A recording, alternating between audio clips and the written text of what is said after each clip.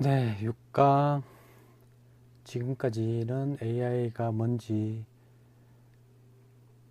걸 주제로 발표를 했는데요. 6강에서는 그런 바뀌는 AI를 이용해서 어떻게 잘 이용하면 돈을 벌 수 있는지라는 것들 한번 얘기해 보겠습니다.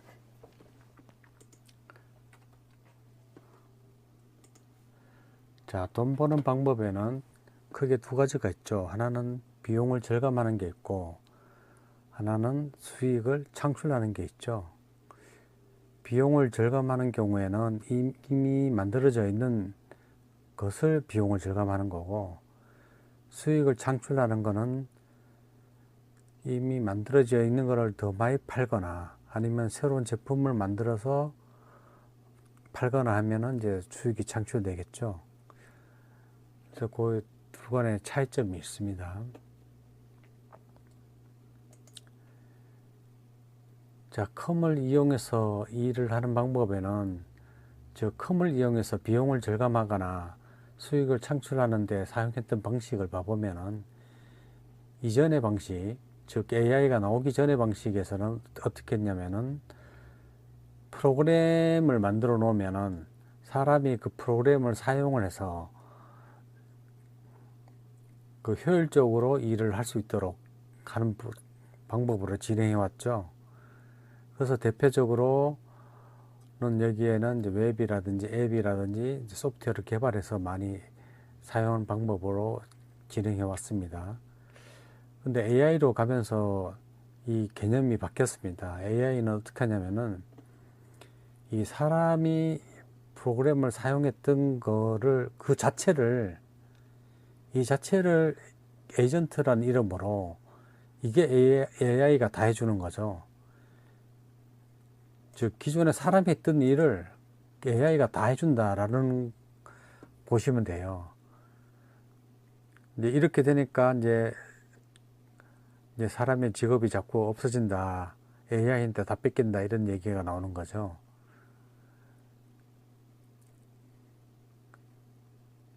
자, 이거를 조금 더 구체적으로 봐보면은 기존의 방법에는 이제 웹이나 앱을 만들어서 사용을 했던 거가 AI로 가면서 에이전트라는 이름으로 바뀝니다. 에이전트를 사용해서 사람이 했던 일을 하게 해주는 거죠. 근데 이 에이전트는 어떻게 되냐면은 LLM 모듈이라든지 LLM 모델을 사용을 해서 돌아가고 있어요. 예, 물론 이제 여기 OS는 기존의 방법이나 AI로 가서도 똑같이 존재를 합니다. OS 위에서 다 돌아가는데, 자, 이런 식으로 해서 이제 에이전트란 이름으로 만들어집니다. 기존에 사용했던 앱이나 웹이나 뭐 소프트웨어나 프로그램이나 이런 용어를 사용하지 않아요. 에이전트란 용어를 사용해서 이제 사람이 했던 일을 대신해 주는 형태로 만들어졌습니다. 자, 그러면 에이전트는 어떤 식으로 구성되고 어떻게 동작하는지 그걸 한번 봐볼게요. 기존의 프로그램은 윈도우즈 위에 컴퓨터 언어를 이용해서 그 다음에 라이브러리를 이용해서 앱이나 웹을 만들었죠. 이렇게 개발해서 썼는데 여기 에이전트에서는 어떻게 하냐면은 에이전트는 이미 만들어져 있는 모듈을 그대로 설치를 하고 그 다음에 학습이 된 모델이라는 데이터를 가져옵니다. 데이터를 가져와서 설치를 해서 실행을 시키면은 질의가 들어오면은 여기서 돌려서 행렬 계산을 해서 응답이 이렇게 나오는 거예요. 자, 이렇게 해서 하는 방법으로 돌아갑니다. 이렇게 해서 하나의 동일 서버에서 이렇게 설치를 하는 경우가 있고, 그 다음에 챗GPT처럼 원격으로 이렇게 요청하는 경우가 있어요. 이렇게 해서 쓰는 방법이 있죠. 이렇게 하더라도 기본 구조는 프로그램과 모델이라는 걸로 돌아갑니다. 자, 이 모델은 종류가 되게 많아요. 그래서 이 모델을 같은 서버에서 설치하는 방법도 있고, 그 다음에 모델만 이제 핸들링 해주는 서버를 만들어서 여기 밑에 모델을, 수많은 모델을 집어넣고 여기에 수많은 이 프로그램이, 에이전트 프로그램에 연결해서 사용할 수 있는 방법도 있어요. 자, 또 다른 방법이 뭐냐면은 이 학습을 해놨는데 학습이 다 안 된 거가 있어요. 학습은 일반적으로 하게 되면은 제너럴한 일반적인 정보에 대해서만 학습을 해서 쓰는데, 그 특별한 경우에 대해서는 이 학습한 경우가 답이 완전히 맞지 않는 경우가 있어요. 예를 들어서 A란 대리점에서 갤럭시를 100만 원에 팔고 B란 대리점에는 똑같은 모델 갤럭시를 110만 원에 팔 수가 있어요. 그러면 B란 대리점에 대해서 갤럭시 가격이 얼마냐라고 물어보면은 여기서는 만약에 A란 대리점으로 여기다 학습을 해놨을 경우에는 B란 대리점으로 답을 해줄 수가 있죠. 여기 100만 원이라고 해놓으면은 여기 110만 원이어야 되는데 값이 틀려져 본 거죠. 그래서 그 같은 특별한 경우를 처리해 주기 위해서 여기 벡터DB로 이렇게 처리해 주는 기술이 있어요. 자, 이렇게 DB를 외부에 있는 정보를 가져와서 하는 방법도 있고, 그 다음에 이런 정보가 또 외부의 서버로 이렇게 API를 가져와서 하는 경우가 있어요. 예, 이거는 노칼에다가 벡터DB에 넣어서 쓰는 경우, 이거는 외부에 연결해서 가져오는 경우. 자, 이런 구조로 만들어집니다. 기본적으로 질의를 하면은 학습된 내용에서 답을 해주고 있는데, 여기 그러다 보니까 답이 틀리는 경우가 많아요. 틀리다 보니까 어떻게 해요? 다른 모델을, 그래서 또 정보를 가져온다는 거죠.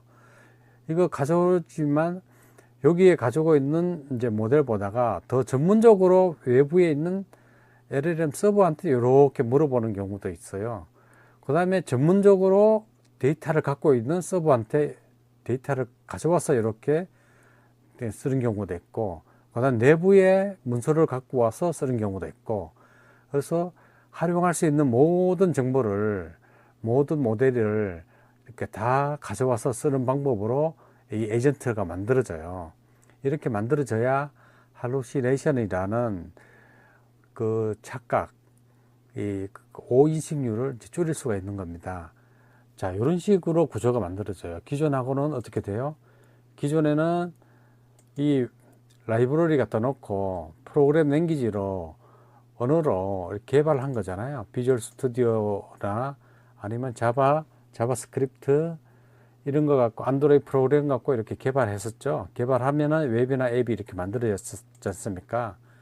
이런 구조였는데 이 에이전트로 가니까 그 개발하는 거가 완전히 틀리죠.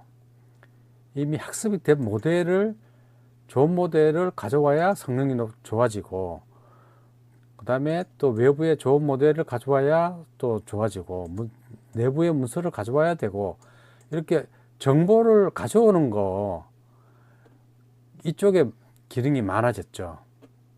그죠? 어떻게 잘 코딩을 하느냐라는 보다가 정보를 잘 가져오는 형태가 더 중요합니다.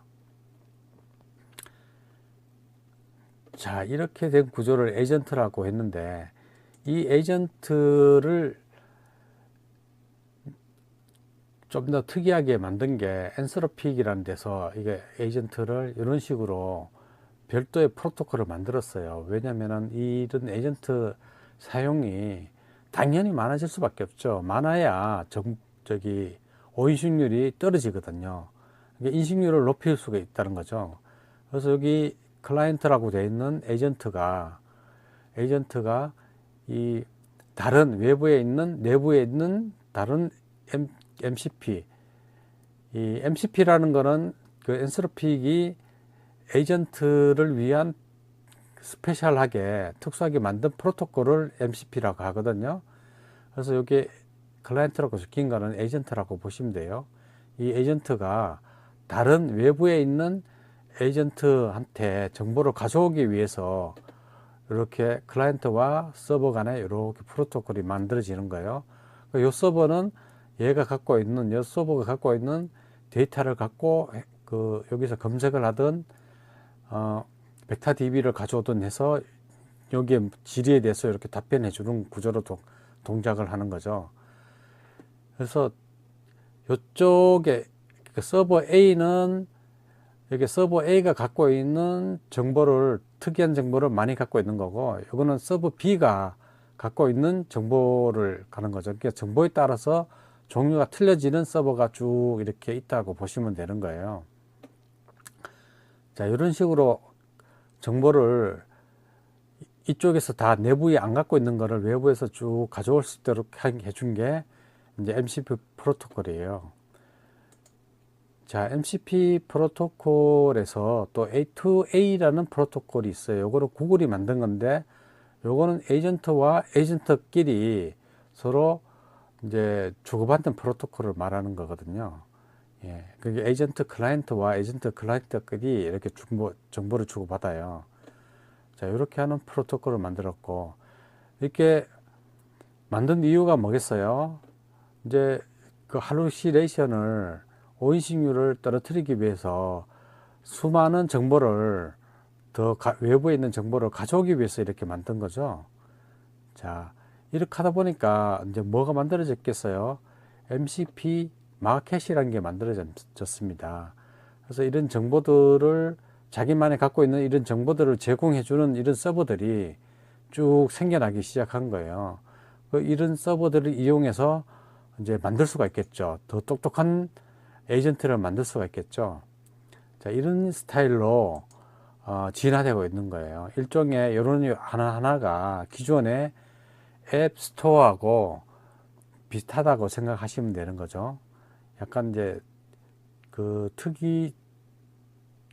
완전히 똑같다고는 볼 수 없지만, 그러니까 하나의 정보를 갖고 있는 이제 앱이 있다라고 이렇게 보시면은 이야기가 좀 수월할 겁니다. 자, 그러면은 마이크로소프트는 가만히 있느냐? 마이크로소프트도 가만히 있지도 않아요.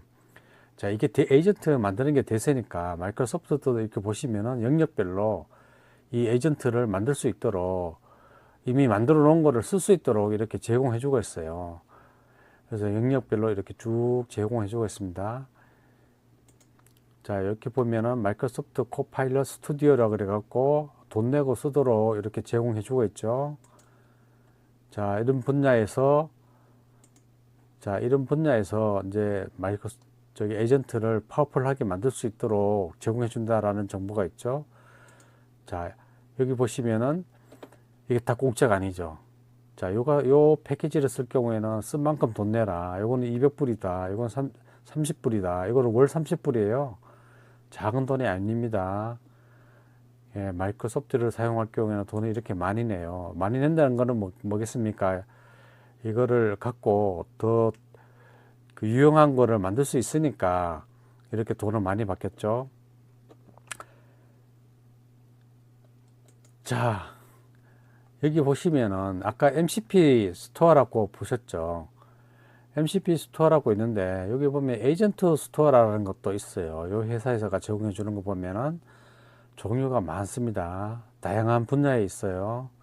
여기 개발을 위한 이제 프레임워크도 있고 플랫폼도 있고, 여기 데이터 분석, 관찰 툴, 뭐 여러 가지 종류가 되게 많습니다. 자, 이런 거가 있는데 이게 다 공짜가 아닙니다. 이거 돈 내야 됩니다. 자, 이게 또 다른 에이전트 스토어가 또 있습니다. 자, 여기 보시면은 이것도 보면은 이제, 자, 에이전트 만드는 방법, 어드민 콘솔 쭉 이렇게 해서 쭉 나와 있죠. 그죠? 자, 이 유명한 아마존에서도 에이전트 스토어가 이렇게 있어요. 에이전트 포스라는 것도 있고, 에센추아, 딜로이트, 이렇게 분야별로, 브레이브라는 거는 브라우저 일종이죠. 광고가 안 나오게 해주는 브라우저, 일라스틱세는 검색을 쉽게 해주는, 이런 이제 MCP 이 스토어가 있습니다. 이런 식으로 해서 앞으로 대세는 뭐라고요? 대세는 에이전트입니다. 에이전트가 뭘 해주는 거라고요? 에이전트가 사람이 하던 일을 대신해 주는 겁니다. 예. 이와 같은 거가 유사하게 있기는 있었죠. 있기는 있었는데, 이게 뭐가 있었냐면은, 마크로라는 게 있었죠. 마크로. 예. 매크로라는 게 있었습니다. 이제 이 매크로는 이제 뭘로 진화했냐면 RPA라는 걸로 진화를 했죠. 이거가 이제 뭘로 진화했냐면은 이 에이전트 AI로 진화하게 된 겁니다. 이 매크로라는 거는 뭐냐면은 여러분이 영화 티켓 할 적에 이 컴퓨터로 이 매크로 기록을 해 놓으면은 얘가 자동으로 기록된 순서대로 웹을 열고 그 다음에 그 로그인도 하고 그 다음에 이제 그 티켓 하도록 그렇게 하는 걸 반복적으로 할 수 있는 거가 매크로였죠. 이게 이제 대표적인 게 매크로 프로라는 프로그램이 있었죠. 이게 있었고, 이게 이와 유사한 것들이 뭐가 있었냐면은 옛날에 그 정치에서 많이 썼죠. 댓글 조작. 예, 이런 것들이 매크로 조작. 이렇게 했었죠. 이런 것들이 다 이렇게 했었죠. 그러다가 작년까지 이제 뭐가 나왔냐면은 이 RPA라는 게 나왔습니다. 이게 뭐냐면은 윈도우즈에서 그 매크로는 자기가 웹이라든지 프로그램을 딱 정해진 것만 딱딱딱딱 하도록 됐는데 얘는 윈도우즈에서 다른 프로그램, 다른 앱이라든지 AI라든지 이런 거를 결합을 해서 결합을 해서 사용할 수 있도록 이렇게 돼 있는 거예요.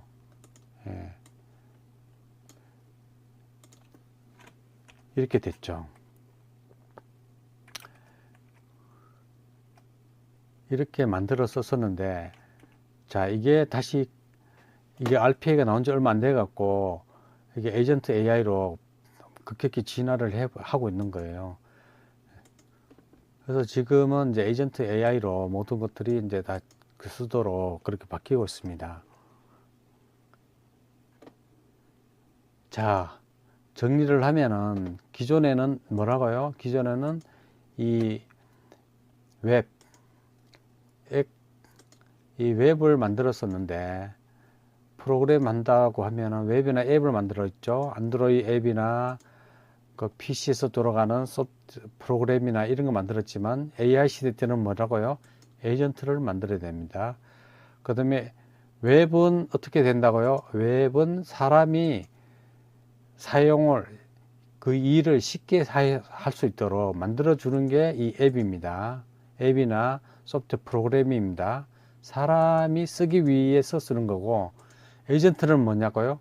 사람이 했던 거를 다 해주는 겁니다. 사람이 했던 일을 에이전트가 대신해 주는 겁니다. 그래서 이 에이전트란 용어가 대리인, 대신해 주는 일, 그 다음에 그 007 영화에서는 형사, 콜센터에서는 상담원, 뭐 그런 용어로 이제 쓰입니다. 그래서 대리인으로 해주는 게 에이전트예요. 자, 그렇게 세상이 바뀝니다. 그래서 앞으로 우리가 해야 될 게 뭐냐고요? 에이전트를 개발해야 되는 겁니다. 앞으로 그 네이버에서 블로그 만들거나 카페 만들어 놓으면은 그 사용자들이 접속해서 들어왔었잖아요. 회원들이 가입하고 있었지 않습니까? 앞으로는 에이전트로 다 찾아올 겁니다. 그 다음에 우리가 배달 주문할 때 배민이나 앱을 썼잖아요. 요기요 앱을 썼지 않습니까? 앞으로는 에이전트로 연결됩니다. 말로 이 동네에서 제일 싼 아니면 제일 깨끗한 모텔을 찾아줘. 그러면은 이 챗GPT라든지 이런 이제 AI가 에이전트를 호출해서 정보를 가져와서 우리한테 알려줘요. 이렇게 에이전트로 연결되는 세상입니다. 물론 이게 에이전트가 영원히 계속할지는 모르겠어요. 지금은 사람 대신 AI가 일해주는 게 필요하니까 그거를 뭐라고 할까? 에이전트로 이름으로 만들어졌거든요. 향후는 이제 더 진화가 되겠죠. 지나게 되겠지만 어쨌든 간에 이거는 에이전트를 해야 됩니다. 에이전트를 만들어야 됩니다. 예. 에이전트를 만드는데 이게 어떻게 쓸 거냐면은, 자, 키오스크, 우리가 그 커피집이라든지 빵집에 가면은, 가게에 가면, 식당에 가면은 키오스크에다가 버튼 눌러서 그 메뉴를 선택해서 결제하고 음식을 주문하죠. 앞으로는 말로 다 할 겁니다. 말로 하게 되면은 그 가게의 에이전트가 그 가게에 맞는 메뉴에 대해서 답변을 다 해줄 겁니다. 자, 에이전트 방식으로 이제 다 바뀔 겁니다. 자, 바뀐다는 것을 아시고 에이전트를 잘 활용을 해야 이제 돈을 벌 수도 있고 비용을 절감할 수도 있습니다. 예. 자, 오늘의 강의는 에이전트 AI 시대에는 앱이나 웹을 만드는 게 아니고 에이전트를 만들어야 된다는 것을 알려드렸습니다. 자, 이상입니다.